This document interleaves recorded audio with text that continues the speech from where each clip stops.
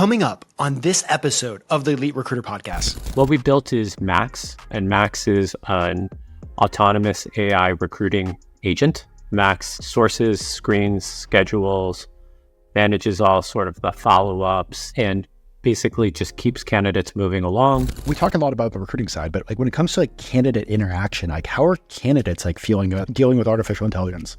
Do they even know that they're going to be dealing with AI? It's a great question. So I can't speak for any other company besides our own. Our point of view is... Welcome to the Elite Recruiter Podcast with your host, Benjamin Mena, where we focus on what it takes to win in the recruiting game. We cover it all from sales, marketing, mindset, money, leadership, and placements. I'm excited about this episode of the Elite Recruiter Podcast because we're really going to look into the future. And the future of recruiting is going to be changing so fast. The way things have done the past 5, 10, 15 years has pretty much stayed the same, but we are on the forefront of things just absolutely changing. And I have a guest with me who's actually part of that forefront, part of the AI wave, and is actually going to kind of share like some of the things that we as recruiters need to do to prepare, things that recruiters can do to partner up with AI, and really just where the future is going to go. So excited to have Jason James from Tezi on to talk about what is going to happen. So welcome to the podcast. Hey, yeah, thanks for having me. I'm excited to be here. So real quick, before we jump in, talk about recruiting, your company, Tezi, can you talk about it? Sure. Yeah. So we left stealth and announced it publicly about 3 weeks ago. It is a company that what we built is Max, and Max is an autonomous AI recruiting agent. Max sources, screens, schedules, manages all sort of the follow-ups, and basically just keeps candidates moving along. It can give recruiters sort of 10x more capacity, or, work with a hiring manager directly to work through the role end to end. So Max starts at opening of a job rec and finishes when a candidate gets to offer. And so Max doesn't make offers, but that's where the product stops presently. So right now, the technology can literally go from job description to finding the candidates, to helping interview the candidates, to working with the hiring managers all the way up until the offer stage. Yes, almost exactly like what you said. The only caveat I would put there is Max will do some lightweight screening of a candidate, the way that a typical recruiter screen will cover their qualifications and basic work eligibility, comp expectations, that sort of thing. But Max is not an interviewer. Okay. We think that interviewing is a very human activity, and we don't really have interest in making Max an interviewer. Awesome. But otherwise, everything you said is So, okay, how did you, and we're going to talk about your background, but how did you even get to the point of wanting to get involved in the wonderful world of recruiting? Sure. Let's see. I started hiring maybe back in 2004. And so I've been hiring people as a hiring manager for about 20 years. I started working with recruiters around 2014. And over the last, call it 5 to 7 years, I've done around 300 hires for my teams. And that's typically in design, product management, research, marketing. And so just gotten a lot of exposure to recruiting, whether it was, recruiting team of 0, and I'm doing all the I'm scheduling for my own candidates from after hours from 9 p.m. to midnight, to actually having recruiting teams where at Instacart worked with, recruiting teams of 40, 50 people. So seen sort of the full range of maturity. And with that, myself and my co-founder just see that there's a lot of room for improvement. And the primary objective being don't drop the ball on really great candidates. Speed to hire is differentiating and competitive advantage. And in having worked with the top sort of 1% of recruiters, as well as everything under that, we think that we can better distribute you can't create the conditions by which a human recruiter in the top 1% can work with, call it 50% of companies, or be available to all companies.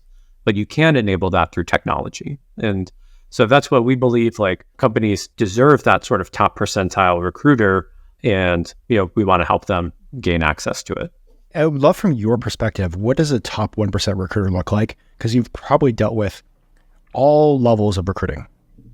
Yeah. So Max is never, well, I don't know about never, but like Max isn't going to be a good exec recruiter, like full stop. Exec recruiting is like a white glove, like very like bespoke process that involves a lot of ego with, powerful people. And so Max won't be good at that. But like rank and file sort of recruiting, think of it as like, I don't know, intern through maybe senior manager. What like excellent recruiters will do that Max can also do would be like always follow up and follow through, never drop the ball, schedule quickly, source well, and like write great messages in those sourcing emails through like collecting and following up on scorecards, teeing up decisions about candidates really well. So like I've seen this with, many excellent recruiters. It's a lot, like what they have to do. And like their role is vast. And I can totally see why like recruiting capacity ends up being a bottleneck in company after company. And so, we hope to improve that. Now, to close out on like what Max can't do, that excellent recruiters do, is like build a lot of rapport with candidates, perhaps early on, and be kind of their buddy throughout the interview process, and then be like really persuasive about closing. So some of that would move to a hiring manager, or why, Max plus a really great recruiter can make sense. Awesome. So you guys have built out Max. And you guys really seem to be at the forefront of like where artificial intelligence and where recruiting is going. Mm-hmm. Like, let's fast forward 3, 5, maybe 10 years from now. What does recruiting look like from a technology level? I think anything that's like rote and automatable, like will be on that time horizon. And so there is so much of the like recruiting workflow that is routine, repeatable, like undifferentiated largely, such as like screening resumes and sending emails, scheduling. Like this isn't how you don't like close candidates and convince them to work at your company because like scheduling was so awesome. It's only like it needs to clear a certain bar, and then if it's bad, you lose candidates, but you don't win them. Now, I think that's the stuff that like undoubtedly moves to the AI. Otherwise, there is value for recruiters to add, which is what we, think is, well, even just like humans in general, where we see them in the recruiting process would be selling, evaluating, closing. And that's kind of like, it's hard to envision sort of how AI would replace that. At least, and all of this is within the context of like hiring within tech. Perhaps like other verticals would be able to automate more of it because it's like a lower touch. Yeah, I know it's one of the things like, as we've talked about AI a lot in recruiting, I know there's companies like Amazon that fully almost automated their warehouse recruiting up until the point where, and they've been doing this for years, where the first time you deal with a person is like your first day at work. But, looking at like the intricacies of technology, the intricacies of like accounting and finance recruiting, it's just, I can see more and more stuff being automated, but that kind of goes into the focus is like, how does a recruiter prepare for this AI future? You've mentioned some things like selling and closing skills and people skills are going to be super important, but is there other things that recruiters need to almost like add to their personal development stack to prepare for this? Yes. So the way I would think about it, if I were them, and this isn't just true for recruiting, I would think of this as for like any white collar work that is potentially automatable by AI, would be take a look at what you're doing. What is a highly consistent and repeatable workflow over time in basically any field? I see that going away because if it can be automated, it will be automated. We live in a capitalistic society. There's an interest in efficiency and driving down sort of cost of labor, and it will happen. Now, when you take a look at your work, what is bespoke? That it requires judgment. that requires a deft touch. These things, AI will know how to deal with. Now, that said, I don't know that every recruiter is going to adapt because not every judgment is really hard. And I don't know how necessarily to teach excellent judgment or deft, amazing people skills. I think a recruiter could play a role to advise and counsel hiring managers and interview processes and make sure that it's structured well and going to most likely yield great results. And so they can move into a more strategic or consultative role, but not every person has those skills under their belt. So I guess if I were a recruiter, I would be thinking hard about moving into other adjacent fields. And if I were to move into a different field, I'd look for one that doesn't have a workflow that is highly consistent and look for something that has a bespoke workflow. And I love that you've said that. And it's also one of the things I think a lot of I've had plenty of conversations with recruiters, and there's different levels of recruiters where it comes to artificial intelligence. Recruiters are hey, I saw some crappy ChatGPT content. It's a fad. It's not going to do anything. It's not going to impact anything. Then there's recruiters that are actually playing around with it. This stuff's good. And then there's a different level of recruiter that's in about 6 to 12 months, if they can capitalize on what is happening in AI, they can 10x what they can do. Yep. That's right. And I think that's the same for every industry. I think Amazon's cloud, CEO or cloud director came out and said hey, pretty soon even software development is going to be run by AI. Yep. Yep. Totally. So it's not particular to recruiting. I hope that recruiters don't feel bad because AI is coming for all our jobs if we let it, mine included. But, my day is extremely varied. And with that variation, then it's hard for an AI just to pick it all up. And so, I would look for that as they consider what to do. Well, let me ask this, we talk a lot about the recruiting side, but when it comes to candidate interaction, how are candidates feeling about dealing with artificial intelligence? Do they even know that they're going to be dealing with AI? It's a great question. So I can't speak for any other company besides our own. Our point of view is we want to be extremely transparent that you're interacting with AI. We believe that that's both ethical and just sets the right expectation. For example, with an AI, you can feel fine about interacting with it at, let's say, 1 a.m. because you can't sleep and you need to do some sort of recruiting chat to move to the next step or whatever. Also, what candidates are loving about their current experience with Max is, it can happen anytime. So they'll be lean back on their couch with their kids watching TV and then completing, the recruiting screen. They get all of their questions asked because the time doesn't run out. It's never oh, I got to run to the next call. Max is infinitely patient. And so now it doesn't know everything, but if a company gives it a lot of context, it can answer, dozens of questions to help them really understand if this is a good role for them. And so it's stuff like that where AI can be better than what a human could do. And then there's going to be areas where it's just worse. It makes mistakes. People will provide availability and sometimes Max gets confused. And so hopefully then there's some, forgiveness too, that okay, it's not a perfect, entity.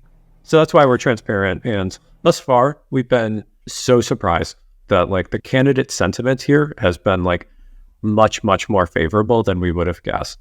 Now, there could be some selection bias at play that the candidates that choose to interact with AI, they come into it with an open mind, and then the experience provides some surprise and delight because there's reciprocity in the conversation. They're getting their questions answered as well. And so it's not the dumb chatbot that they're used to interacting with from support. So that's kind of it's been a pleasant surprise to find out how much candidates enjoy interacting with Max. I know one of the conversations that I've had with a few rec tech leaders in the AI space is candidates at least many times feel like somebody's actually at least noticing them, even though it's AI. Totally.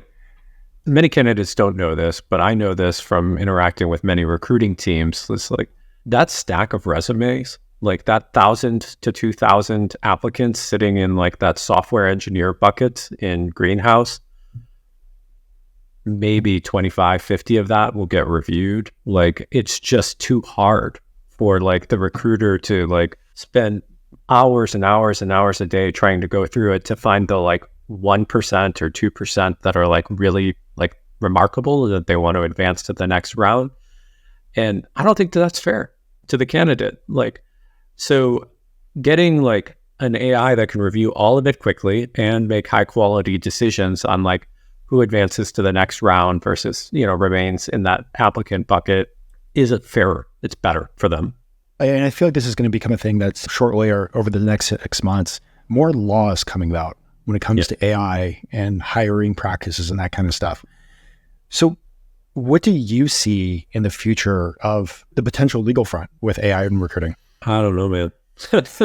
So, yeah, the regulation right now just feels like very frothy and like hard to predict. So we have tasked our like legal firm to monitor this stuff and like be sharing with us on a regular basis, like legislation that may be coming, as well as like the stuff that's already passed, but hard to predict. At the end of the day, we're just going to be committed to following the law wherever it goes. But yeah, we do anticipate the regulatory environment to be like challenging and difficult. Okay. And going back to like, you know, biases, like, you know, I hear all these stories about AI being biased because it's like written by biased code. But at the same time, like, you know, I've been a recruiter for almost 20 years and I've seen what I feel like way more bias from, you know, recruiters making decisions. Yeah. How do you deal with like any type of like potential bias within the artificial intelligence? Yeah. So it's a good question, one that we take serious and think a lot about. So I think there's the parts that we own as far as like what Max does and the technology, and then there's parts we don't own, which is the inputs from the employer and stuff like that. So on the parts that we own, we're very deliberate about the things that Max knows and doesn't know. And so, for example, when it comes to evaluating the inbound bucket or choosing who to source and stuff like that, Max is unaware of like name, unaware of profile photo, like has no concept of like race or ethnicity. And so the way that Max like matches is to the job description. So it'll be like based on, you know, years of experience, certain sort of requirements as they're articulated, in as much as Max can find sort of in the candidate's profile and provide like a high quality, like objective match.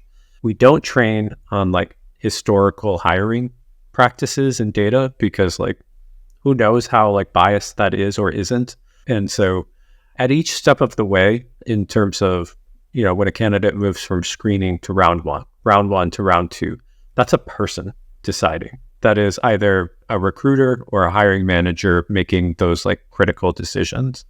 So we try to keep Max as neutral as possible. That said, if there's bias coming in from like a job description that's like, I don't know, written in a biased fashion, or a hiring manager that decides like, I only want to source from Stanford CS degrees, that could lead to biased outcomes, but that is, you know, the same thing that would happen with the human team if they were following that sort of instructions. Oh, awesome. Now you're getting a chance to, you know, you guys are 3 weeks out of stealth. I'm sure you're getting a lot of questions from companies, from recruiters, all that stuff. Is there a question that you wish a company or recruiter would ask you? I think we touched on it, which would be like candidate experience related, but I think a really important one that comes up and want to be sure to cover in this context is, how does Max and a recruiting team coexist? Because the concept of Max can be kind of like anxiety inducing for like, you know, many teams. And I guess related is like, are people getting fired? Like, are jobs going away? And so like, let's just talk about it. What we see in talking to like 100 plus prospects and customers is nobody talks to us and they're like, yeah, I'm going to fire my team tomorrow. Like, and totally trust you guys, like, and trust Max to do the job. Like, of course not. It's so unproven. But the thing is, the recruiting team's already been let go. It happened in 2022. It happened in 2023. Like, teams have been riffed down to the bone And so now the team that exists is, a skeleton crew, but the company's trying to ramp their hiring back up, but they don't want to add headcount into the talent team. And so they're being tasked to do more with less. But with that profitability focus over the last few years, as well as advances in AI, there's pressure on them to stay lean, use AI, figure it out. And that's where I think like Max is attractive to VPs of talent, heads of talent, as like they feel that pressure from like C-suite. And how Max can support them is like two sort of different ways. One would be the way that a head of talent thinks about it would be just send the like P2 roles or the like tier 2 roles that are below the line to Max. Like the current team just isn't going to get to them for like 3 to 6 months, but like there's value in being able to move the ball forward. And so we'll just pair that hiring manager with Max, and then that role gets unblocked and can be, source screen scheduled with Max.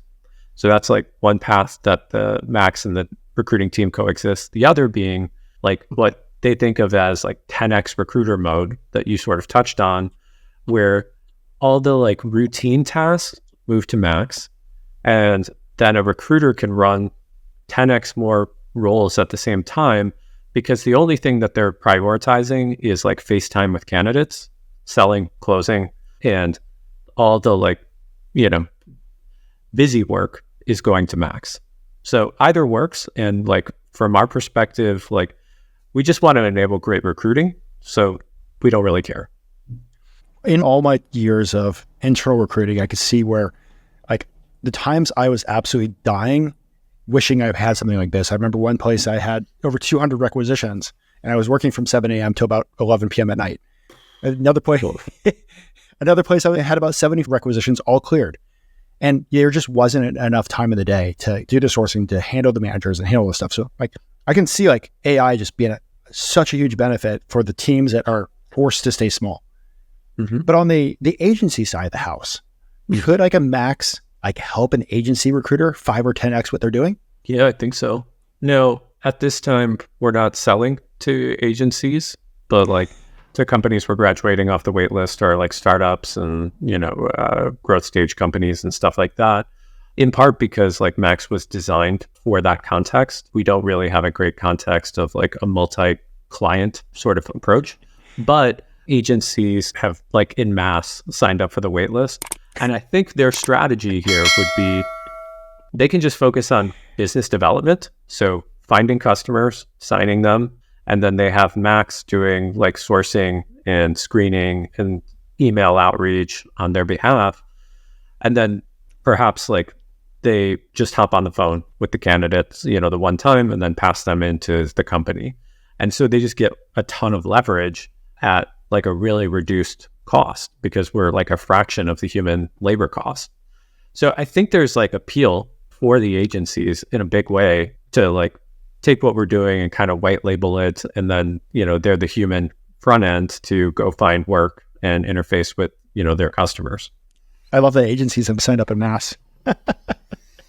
Well, I want to jump over to quickfire questions. And this is kind of like, I'd love to hear your thoughts on this stuff. So there's a lot of people at this moment jumping into the rec tech space or recruiting technology space. Mm-hmm. And you've worked at some of the biggest companies in the US or some of the biggest companies in the globe, made some major decisions there, major impact. So what advice would you give to another person that's just starting, we'll say, a rec tech company on how to be successful? I mean, the first advice I would tell them is like, don't do it. It's like, it's just, if you have passion about any other problem, like go after that problem. This space is both crowded and the exits tend to be poor, and VCs hate rec tech as far as I can tell. Like fundraising was tough and it was relatively easy to get meetings because of like my background, my co-founder's background. But like when they talk about, so what's the idea? It's like, oh, well, it's in recruiting. And it's just like blank stare, like can't find like the, button to leave the meeting fast enough. And so I would encourage anybody, not just because it's, competitive to us and like a conflict or whatever, but just it's a brutal space to be in. We're only in it because we care about like hiring really, really well and felt like we had some, value to add here. Love that. Yeah. Has there been a book that has had a huge impact on your career? Yeah, there's a couple I'd mention. So personally, Getting Things Done by David Allen was life-changing. Read it in 2007, and it's powered the next 17 years of like my own personal productivity. And then otherwise, I think the best business books that I've enjoyed are like been influential on how we think about culture for the company that we build. And I draw the most inspiration from Netflix and Basecamp. So Netflix would be like no rules, more powerful. And then for Basecamp, it's rework, where it doesn't have to be crazy at work. And both of these, I think, put forward really sensible sort of, but high bar, like cultures that have helped us shape our own, which ends up being how we attract and retain sort of the best talent to, the company that we have now. Awesome. And I know you're building a tech tool, but is there a tech tool that you love that's your favorite that is helping you be more productive or get things done? Yeah, a couple come to mind. So I've seen over the last, call it 9 months, that Perplexity has gone from 0% of my searches to about 95% of my searches. It's just kind of like eaten like Google. And what's awesome is at least half the time, I don't click through anything. I just get the answer and move on. And that feels great and highly efficient. But otherwise, Speechify's been great. It's an app that is like basically a very good screen reader. And so it'll voice over newsletters. I'm subscribed to like a lot of newsletters and I want to consume them like a podcast, but it's hard. And so like Speechify, translates that, and Gwyneth Paltrow reads it to me. And so same with like long emails and stuff like that. And then I've been using Super Whisper to just dictate things, and then it'll clean up my messy thoughts into something that's structured from voice to text. And I can use that in docs and stuff like that. That's phenomenal. So, looking at your own career, you've been successful with your own company. You've been successful at some of the biggest startups on a global scale. You've worked with some incredible teams. What do you think has been some of the core reasons why you've been successful compared to other people out there? Okay. I don't feel comfortable like characterizing Tezi as anything of a success. So we'll just say like we're at the starting line. We have no idea how this thing's going to turn out, and we're excited to like find out and like work hard to like build the future.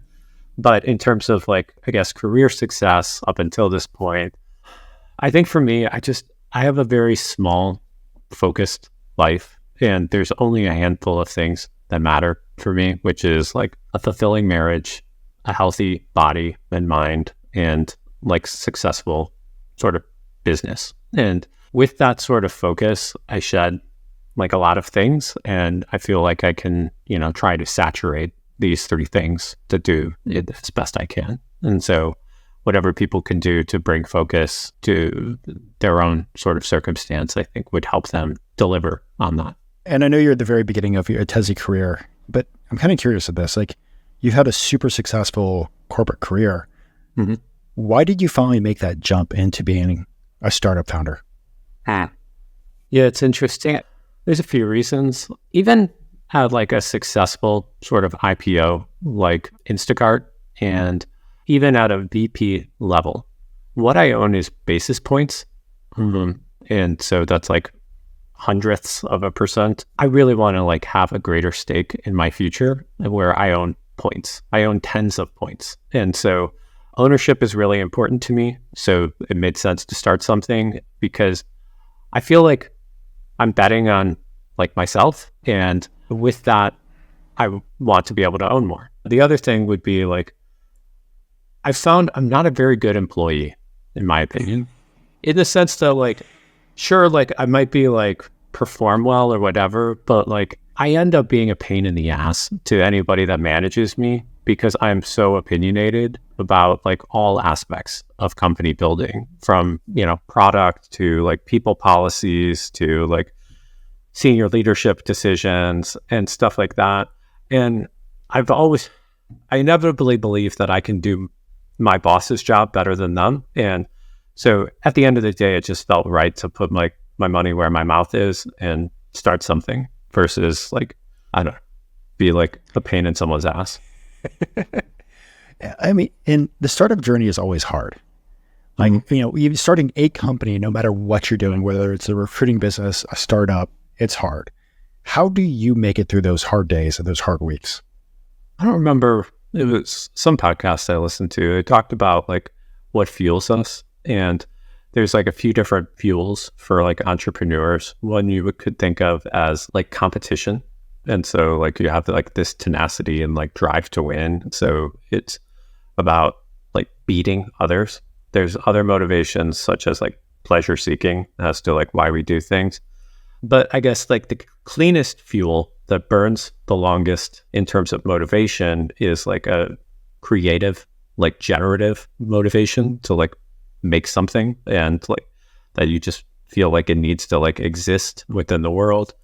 And I find that the more of my days that are spent on creating the product, like I don't know if it's going to work, but I will know that it's like a good product. I will know that like it's made well and like solves a problem because I'm going to stay connected to a customer and stuff like that.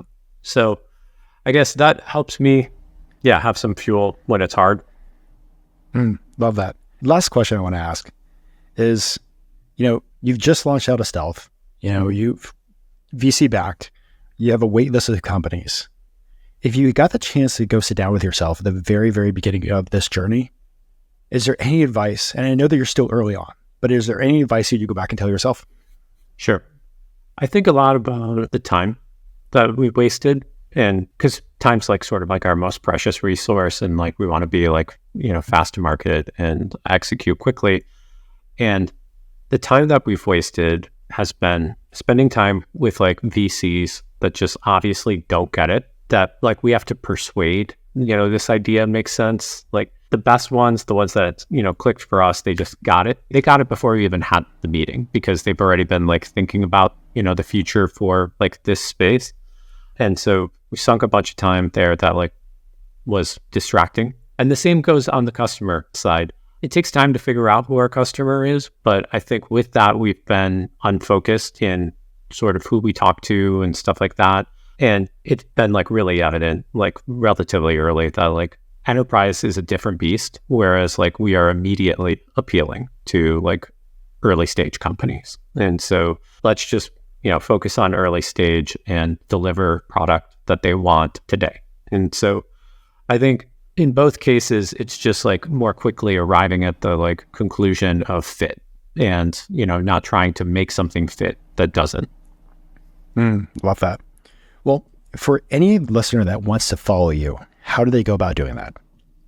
Well, first and foremost, they should go to Tezi.ai and sign up for the waitlist. But otherwise, I'm on X and LinkedIn, both under Jason James. And so that would be the best place. Oh, and then I guess lastly, I am going to be writing more. And so we started a Substack for Tezi, and they can sign up for that as well on Tezi.ai. That's awesome. Before I let you go, is there anything else that you would love to share with the listeners?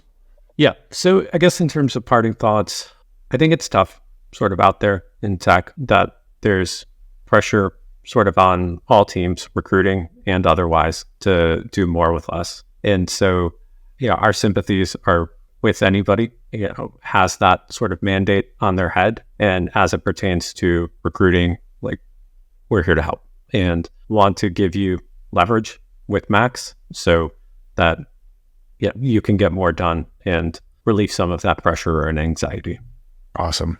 Well, Jason, I just want to say thank you so much for coming on. It's just, like I said at the very, very beginning of the podcast, like the recruiting space has really just been the same for the last XYZ amount of decades since email came about, or, the phone books and faxes. Like things really haven't changed that much. But now we're looking at this just absolute change just coming at us in the next 6, 12 months, 2, 3 years. It's just going to come at us like a waterfall. So it's figuring out how you can be prepared, figuring out how you can get ahead, and figuring out how you can set yourself up as being one of those recruiters that actually wins. So Jason, like I said, thank you for coming on the podcast. And for the recruiters out there, I want you to keep crushing it. Make 2024 your best year yet, guys. Thank you. Amazing. Thank you.